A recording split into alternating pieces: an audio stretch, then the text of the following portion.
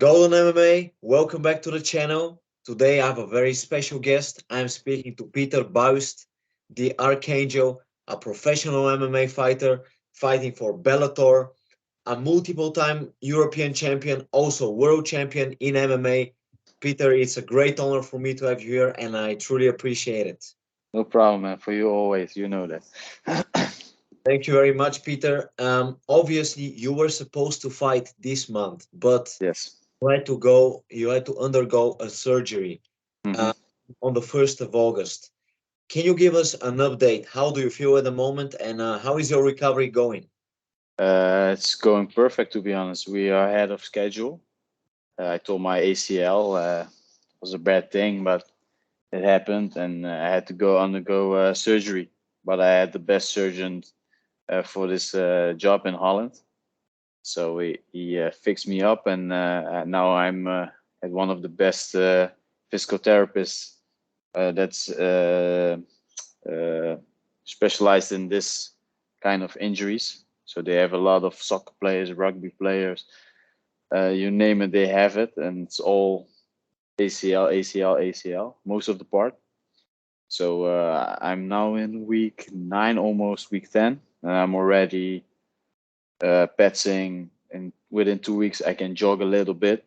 So we're ahead of schedule. Not, I always try to go too fast. So like yesterday, they have to pump up the brakes and say, okay, Peter, I saw the video clip of you on the punching bag, a little bit lower, a little bit easier. So it's going fine, but no, I'm an athlete. I want to go fast as soon as possible, but I take my recovery serious. So because I want to fight next year and then start my run to the gold of Bellator, of course. And when you obviously you're a fighter and you've dedicated your whole life to this sport, in hmm such periods when you're injured, when you cannot really train the way you want to train, how do you manage to keep yourself mentally strong? What do you do to stay mentally strong? Yeah, especially with the ACL reconstruction, it's the recovery time is between 9 and 12 months, and they advise for 12 months. So I will take that serious and take those 12 months. So for me, the most important thing is that I don't get a depression about, like you said, I'm used to train 2 times a day, six days a week.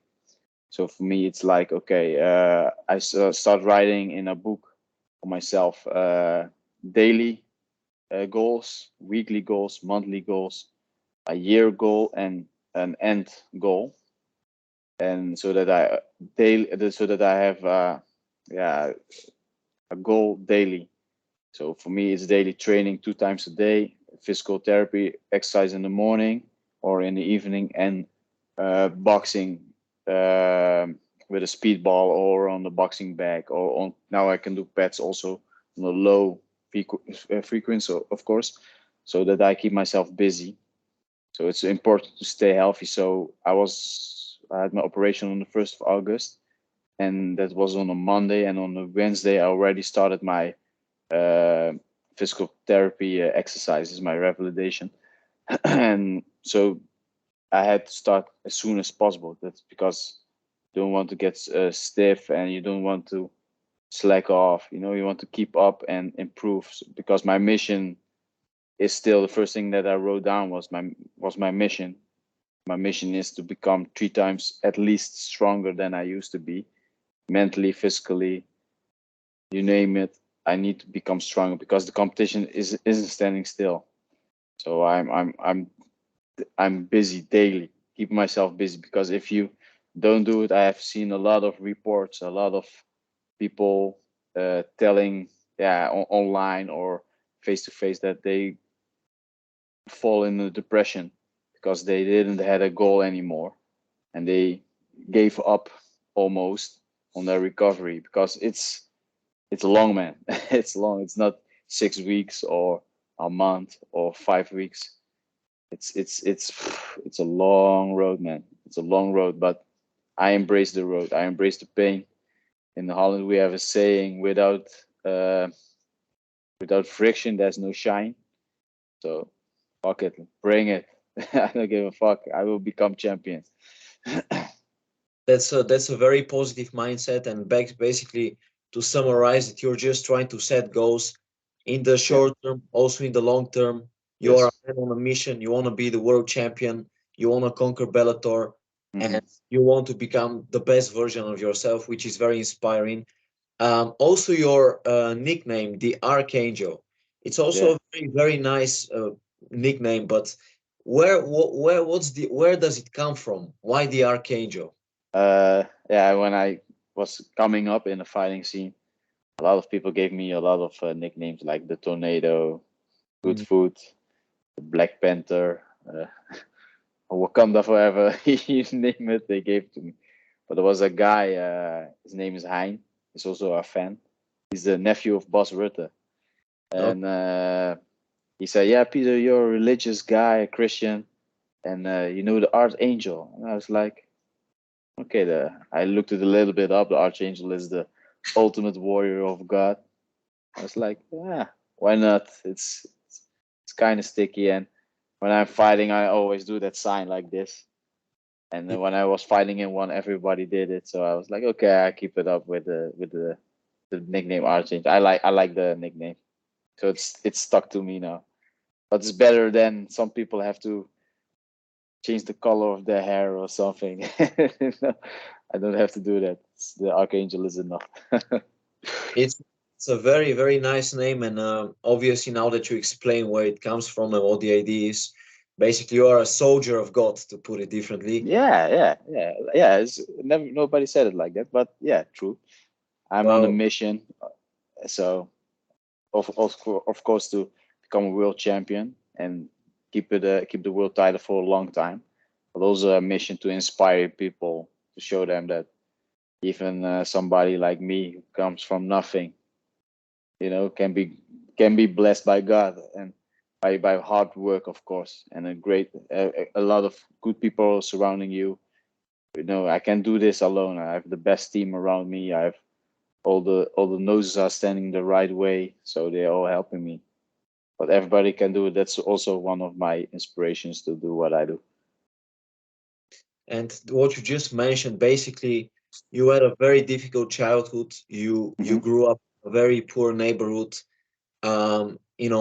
Your family had financial problems, Hmm. so you've been through a lot of difficulties. And I also read that you used to fight, and you would fight on Saturday, and on Sunday night you'd actually have to work as a garbage man. And you've Yeah. really you've seen the negative side, the difficult side.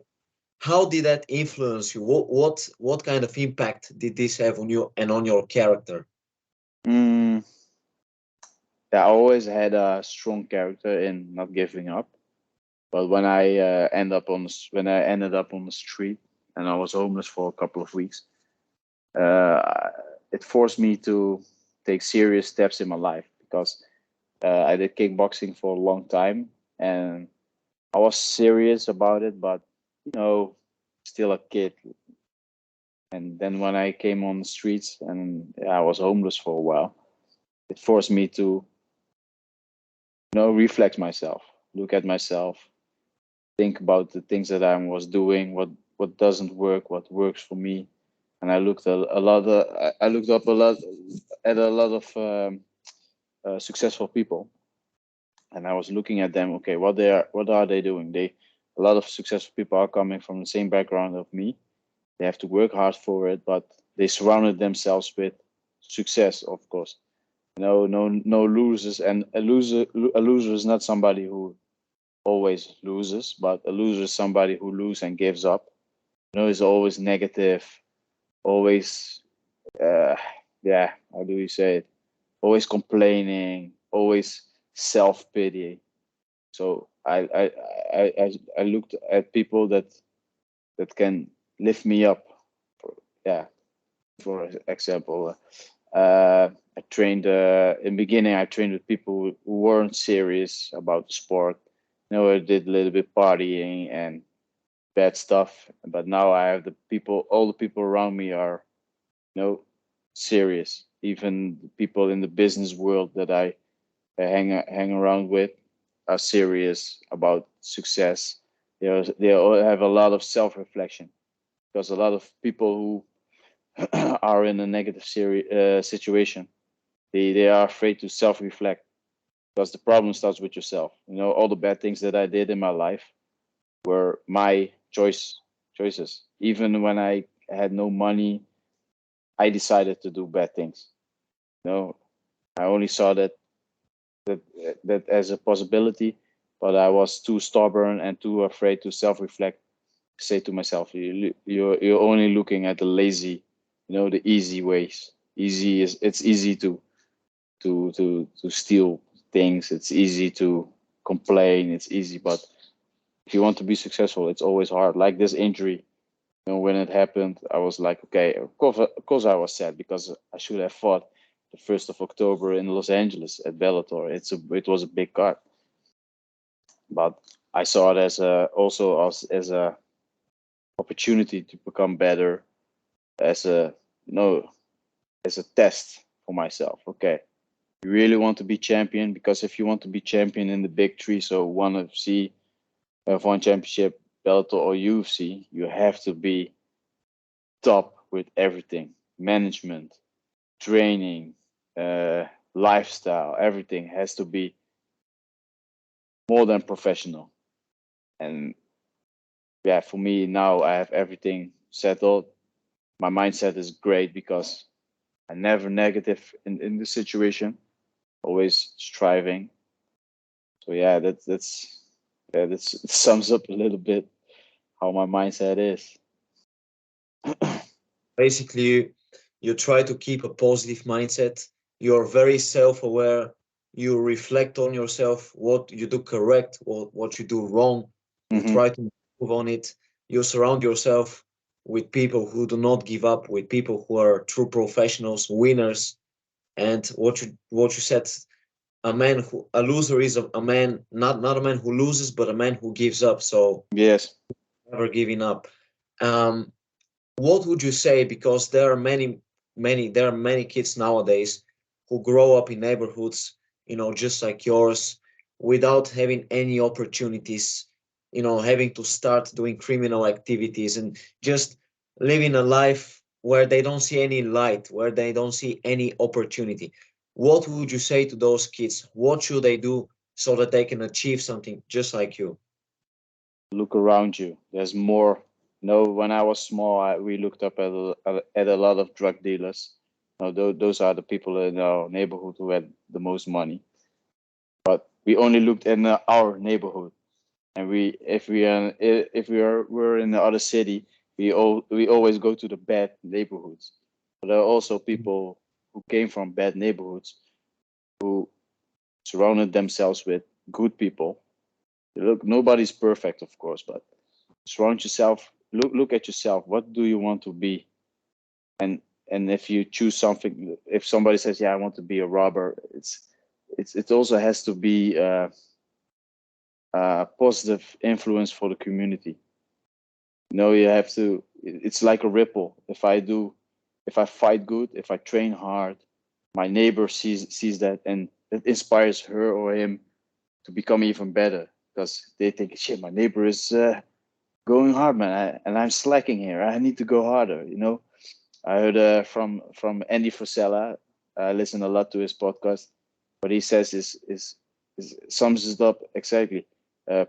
Personal excellence is the ultimate rebellion. So it starts with yourself. A lot of people are blaming the government. No, fuck it. Even when the government is fucking you over, it starts with yourself. You have to be so strict to yourself, so self-disciplined, that you try to achieve personal excellence every day. When I go to bed and I feel like I didn't give everything today, I feel like fuck, man, because you can buy everything in the world, everything except time. You can buy love, you can buy health these days, but time, when you lose it, you lose it. So try to hang with people who are growing in life, not people who are standing on the next of the corner and talking tough, like next week I have a big car, and then the next week, Okay, now it wasn't this week, but next month I will be this. No, if you want to be a fighter, go to the gym. You're also a fighter. How many times did you hear, I want to be a fighter too? And you're like, no, you don't, because if you want to be a fighter, you was already in the gym. You don't talk about it, you do it. Go do it. Think. Everybody in their heart knows what they want to be in life. Go find the people who are successful in it and try to pick out their brains, how they think. Try to read the correct books. Try to watch the correct stuff. Don't watch the news all day. It's all negativity. We have the internet. You can find all the information for free, almost everything, and you can find information about the people. And sometimes they live in your neighborhood. Go to them, ask them, how did you do it? How did you became from nothing to, no? It's the answer is real easy, but you have to work hard. If you want negativity, it's easy. If you want success, it's hard. So always when you choose the easy way, you know it ends up low.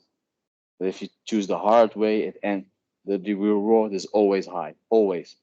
Even when you go down 20 times, don't give a fuck. Stand up, learn from it, and go on. Work harder, work harder, work harder. Be the hardest working man in the room. And sometimes, of course, you can be tired, but even then, work hard, work hard. But yeah, it's no secret. It's really easy. Work hard. Oh yeah, I can make a beautiful story about it and with the best quotes, but work your ass off, man. Work your fucking ass off.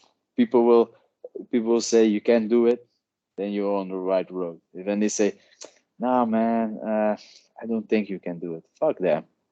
They only ask them, did you do it? How did you do it? If they say, yeah, I didn't do it, so shut the fuck up. You didn't do it. You're, yeah. Surround yourself with success, man. These are very, very inspirational words, and basically what you are saying is that actions speak louder than words. You Yeah, know, put that work in.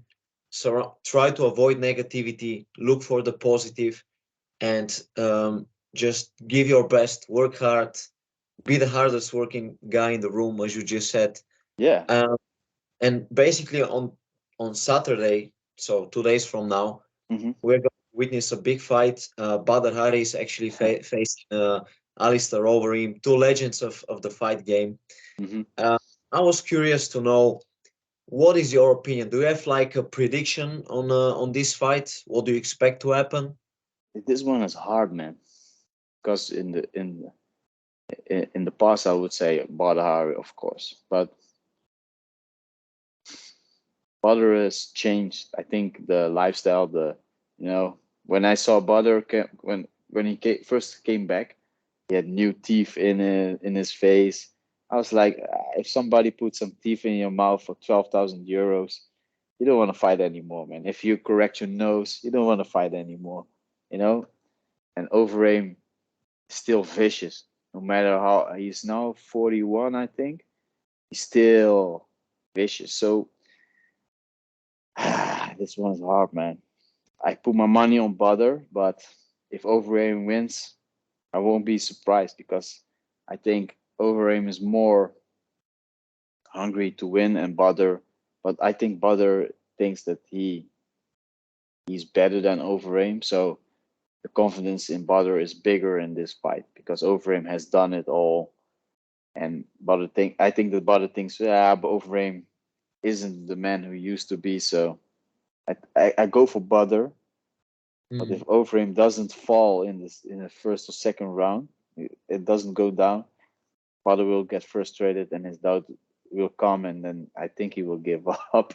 But I don't hope it because I'm always a Butter fan, but also always an Overeem fan. So, but I have to put my money on Butter. Okay. And what you just said about the 12,000 euros teeth, and basically that reminds me of that saying that it's difficult to wake up and go for an early run when you're sleeping in a silk Yeah, sheets. you see How what how how do you yourself keep that hunger? How do you keep that fire inside yourself? How do you I not get comfortable? I don't sleep in the silk seats yet, so I'm blessed.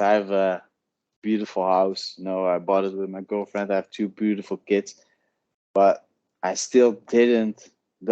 I still don't have achieved that I know that I can achieve. You know, becoming a champion in the big three. First, I was signed with 1 championship, and the highest I came was the number 3. Then we had some arguments over, and there were some personal things in my life that happened that I, I let infected myself, because it's my fault. No matter what happened in my life, I had to stay focused, but I let it infect my drive, my fighting style, how I fight, how I approach the fight. So, but now I have everything. You know, I trained myself. I talked a lot with my trainers, with Rainier, the Ridder, with my trainer Haroon, and with Papine, with all the people around me, and also the people who don't fight. I talked with them how they, handle situations that I was in. So for me, it's still, so I had also some questions from people, from mental coaches, and asked me directly, do you still want to do this? And the first thing that popped in my mind was, fuck yes. You know, my last fight, I remember I came out of the cage and I told my trainer, I'm fucking done with this. But the first thing when I said it, my head said, no, you're not. You know you're not. You disappointed yourself. That's why you say this. And then I reflected on myself. And I was like, okay, the things that I did wasn't helping me. I had to upgrade myself. So yeah, the last couple of year, I upgraded myself very, very hard, especially mentally, because I was on a winning streak of 6 years, almost 10 fights, and I was like, all the mental problems I had and all the physical problems I had, I was like, I was winning, so why should I change it? When you lose, then you're hit rock bottom, and when you hit rock bottom, you see yourself better than winning. When you win, you don't want to self-reflect. You're always like, it's perfect like it is. Why should I change the winning thing? For me, it was a good thing to change myself, because the competition is high, especially in my division. So my motivation is becoming a world champion.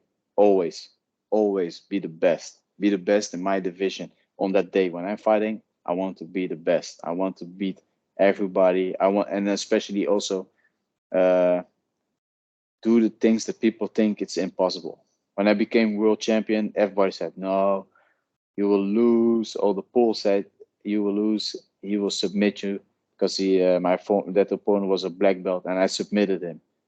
I did things that was impossible. When I started fighting, everybody said, no, you're crazy. Especially when I said I'm going to do MMA, everybody was like, you're fucking crazy, idiot. They will kill you. And now they're kissing my ass now. No, no. The world title, fighting, is for me. Every time when I see a fight, when I'm in a fighting event, wow, it's I'm like, whoa, I want to be there. I have that fire, because I didn't achieve my full potential. Mm-hmm. It's it's strange, but I really, really believe that I didn't even give 40% of my real potential, because I always, every fight I was holding myself back. I don't know. I didn't know why, but now I did know, because I was afraid of losing. Now I'm not afraid of losing anymore. I don't give a fuck about winning. I don't give a fuck about losing. I only give a fuck about one thing. That's dominate. I want to dominate everybody who's in front of me. If it's fighting or business wise, or when I'm at the physical therapist and somebody has a bad day, like, I don't feel well. My knees are. I'm like, fuck you, fuck, blah, blah, blah. I'm there. When I walk in, I want to be the best there. I want to dominate everybody, even with recovery. I want to dominate you. If somebody's in week 3 walking, I want to walk in week 2. If somebody is in week 4 jumping, I want to jump in week 3. always be better. Always. That's my motivation. I don't know better than I always a fighter. I always been and always will be. So for me, yeah, the title. I trust me, when I have the title, then I'm like, no, I want more. Because I remember the first time that I became European champion, I want another one. Then I became 2 times European champion. Then I went to another division for a European title. I won that fight. I want a world title. Then I got the world title. I want one of the big three. And I trust me, when I have the belt within after my recovery within 2 years, I'm like, I want more. I want another one. I want another one. I want another one. No, it's a never satisfying urge to compete. Even when you win everything, you want more. When I win on Friday, Saturday, I'm already thinking, okay, what's next? That's my drive, my motivation. It's not money. Money is important, of course, but it's more the domination. I want to dominate. I want that when somebody gets the call from his manager, yo, you're fighting Pieter Buist, they're sitting at home, fuck. Oh my God, why me? Please make him injured, get injured or something. That's what I want. I want to be a force. I know I am a force. I want to know my full potential. My biggest fear always was that if I would be 50 years old, I put on my television and I see somebody who's the same age as me now achieving his dream, and I'm like, fuck, I was too weak or too afraid to achieve it. Now that's when I think about it now, I'm already like, fuck, let's end this talk and I will go to the gym. I have to train. That's my motivation, man. Always be the best. Always dominate. First, I was thinking always about winning or losing, but now I only think about domination. I want to dominate the person who's in front of me or the situation who's in front of me. So basically, what you learned throughout your career is that it's not about winning or losing. It's about learning, about dominating, about being your best version, about being the man and being satisfied with yourself. Yeah. Um, and that's very similar to a fighter who is going to fight 2 weeks from now, Charles Oliveira, a man who lost many times.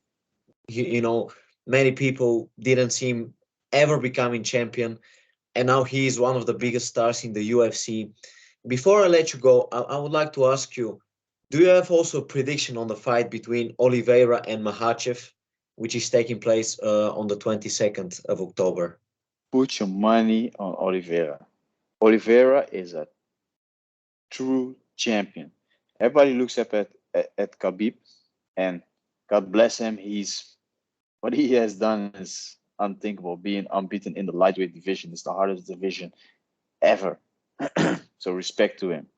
But like you said, Oliveira was a couple of years ago 9-10 in the UFC, and now he's on a 10 winning streak. Even I said, nah, man, no, man, not possible. Look at him now. That's he found the key to his full potential, and you saw also in his interviews. He said the same thing. In the beginning, he was thinking about winning. When he lost on submission, he was like, "How could I lose?" No, it's now he's only thinking about one thing. You see it. He wants to dominate you. Same as Bisping, a true champion. Win, lose, win, lose, lose, win, lose, lose, lose, win, win, win, lose, lose, lose. Every time, not. It's always he can touch the belt, but he wasn't good enough. And then, because he's too stubborn, he believed in himself like nobody else did, and he grabbed the title in a spectacular fashion because he should have lost against Luke Rocco. Same as Oliveira. He was been beaten, crippled by Max Holloway. He was giving up in fights. He was laying like in a baby holding, like, don't punch me anymore. He was giving up. he was giving away fights. He almost got cut. He almost got, nobody believed that he would be, he was a fun fighter to watch, but champion, never. But look at him now. He will dominate. Trust me, he will dominate Makhachev. He will dominate him.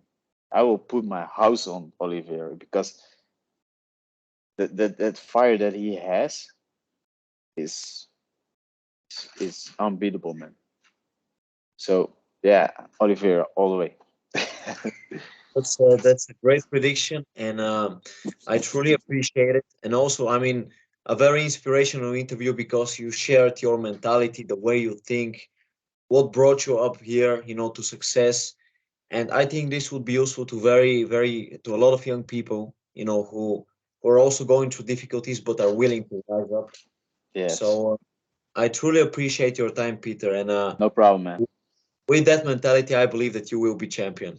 Trust me, when I set foot in the cage next year, you can click on the stopwatch. Within 2 years, I have that belt. Do or die. Trust me, I will get that belt, no matter how difficult it will be. Well, I truly hope that it will happen, and I believe it will happen.